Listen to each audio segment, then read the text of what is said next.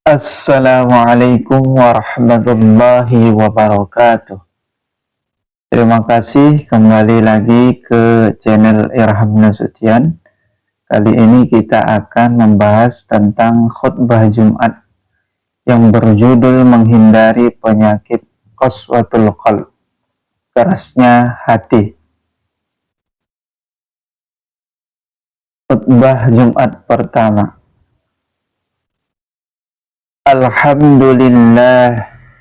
Alhamdulillahi Rabbil Alamin. Nahmaduhu wa nasta'inuhu wa nastaghfiruh. Wa na'udhu billahi min syururi anfusina wa min sayyiati a'malina. Man yahdillahu fala mudilla lah wa man yudlilhu fala hadiya lah. Ashhadu an la ilaha illallah wahdahu la syarika lah. Wa ashhadu anna Muhammadan abduhu wa rasuluh alladzi man la nabiyya ba'dah. Allahumma salli wa sallim wa barik ala sayyidina Muhammadin wa ala alihi wa sahbihi ajma'in. Amma ba'du fa ya ayyuhan nas fusikum wa nafsi bi taqwallah faqad fazal muttaqun. Faqala Allah Ta'ala a'udzu billahi minasy syaithanir rajim. Bismillahirrahmanirrahim. Ya ayyuhalladzina amanu taqullaha haqqa tuqatih wa la tamutunna illa wa antum muslimun. Shadaqallahul azim. Ma'asyiral muslimin rahimakumullah. Marilah kita bersyukur kepada Allah Subhanahu wa Ta'ala, yang mana pada hari ini kita masih diberikan kesehatan sehingga kita dapat hadir di masjid ini dalam rangka mendirikan sholat Jumat yang mulia. Kemudian salawat dan salam mari sama-sama kita aturkan kepada ruh junjungan alam Nabi Muhammad sallallahu alaihi wasallam. Allahumma salli ala sayyidina Muhammad wa ala ali sayyidina Muhammad. Mudah-mudahan kita mendapatkan syafaat beliau. Amin, amin ya rabbal alamin. Kemudian kami tak lupa mengajak kita semua, termasuk diri saya pribadi, marilah sama-sama kita meningkatkan ketakwaan kita kepada Allah Subhanahu wa Ta'ala, yakni menjalankan segala perintahnya dan menjauhi seluruh larangannya. Hanya dengan takwalah hidup kita akan selamat di dunia dan di akhirat. Jamaah Jumat yang dimuliakan Allah, di zaman sekarang manusia sangat takut dengan penyakit. Kita takut kanker, takut virus, takut wabah yang mengancam jasad. Namun ada penyakit yang jauh lebih berbahaya, bukan menyerang tubuh tetapi menghancurkan iman, yaitu qaswatul qalb, kerasnya hati. Penyakit hati ini, hadirin muliakan Allah, tidak terasa sakit, tidak perlu ke rumah sakit, tetapi akibatnya bisa menyeret seseorang ke dalam dosa, maksiat, bahkan kebinasaan di akhirat. Ciri-ciri hati yang keras jamaah sekalian diantaranya tidak tersentuhnya oleh nasihat yang baik, tidak bergetar saat mendengar ayat Al-Quran, hatinya tak bergetar, tidak peduli dengan penderitaan orang lain, kemudian hilangnya rasa takut kepada dosa dan neraka. Allah Subhanahu wa Ta'ala memperingatkan kita di dalam Al-Quran, A'udzu billahi minasyaitonir rajim. Tsumma qasat qulubukum min ba'di dzalika fahiya kal hijarati aw ashaddu qaswah. Kemudian setelah itu hatimu menjadi keras seperti batu, bahkan lebih keras lagi. Quran Surah Al-Baqarah ayat 74.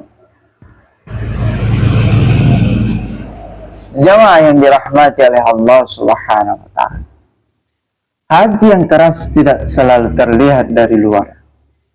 Seseorang bisa rajin ke masjid, rajin mengaji, rajin sujud, namun masih berani bermaksiat, masih berani berbuat dosa, meremehkan dosa, bahkan menertawakan kebenaran. Inilah bahaya besar yang sering tidak disadari.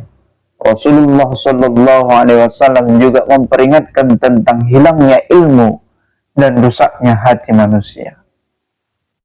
Inna Allah la yaqbidul ilm.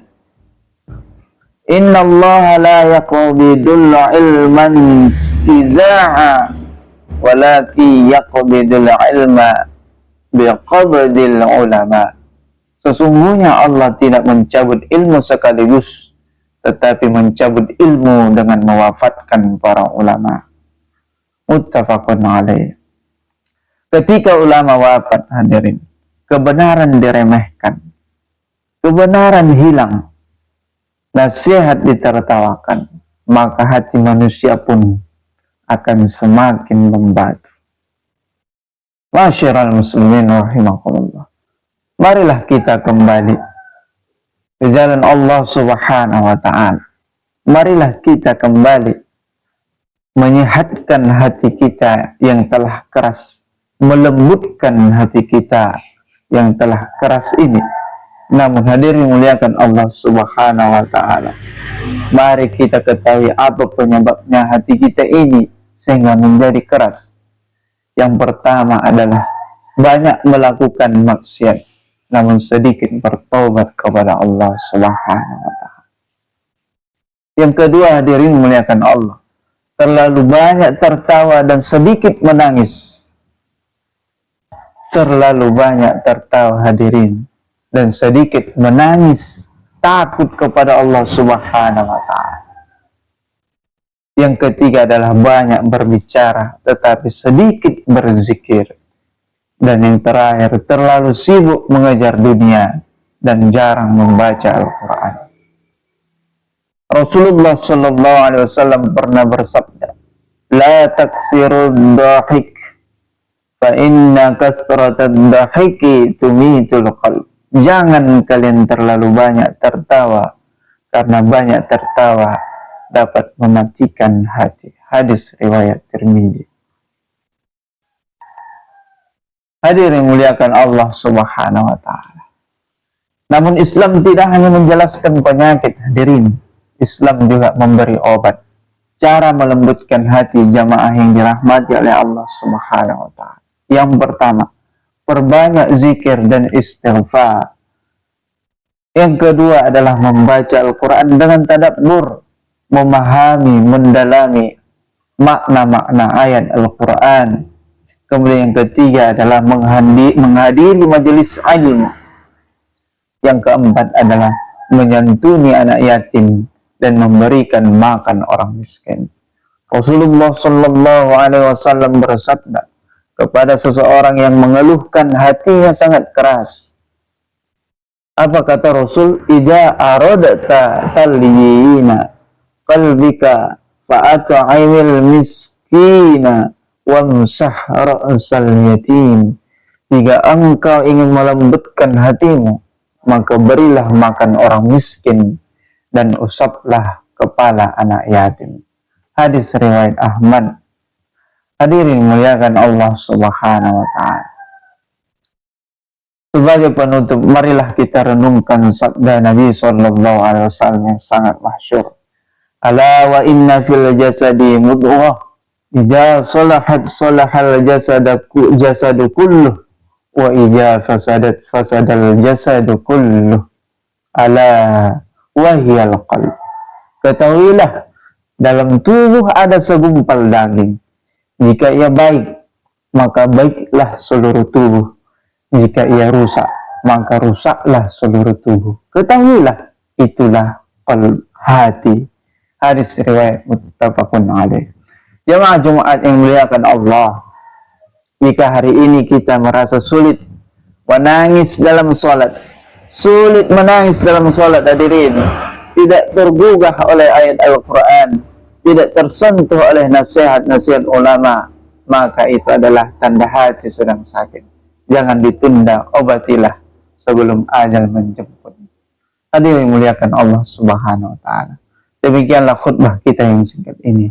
Mudah-mudahan bermanfaat bagi kehidupan kita, sebagai iktibar bagi kita, sebagai motivasi bagi kita untuk memperbaiki diri kita, khususnya untuk melembutkan hati kita. Allahumma ya muqallibal qulub, tsabbit qulubana ala dinik wa ala ta'atik wa ala da'watika ya arhamar rahimin.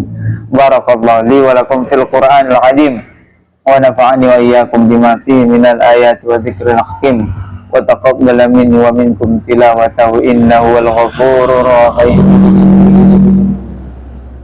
Terima kasih telah menonton video saya. Jika teman-teman ingin PDF daripada khutbah ini, silakan di-download link di bawah ini di deskripsi.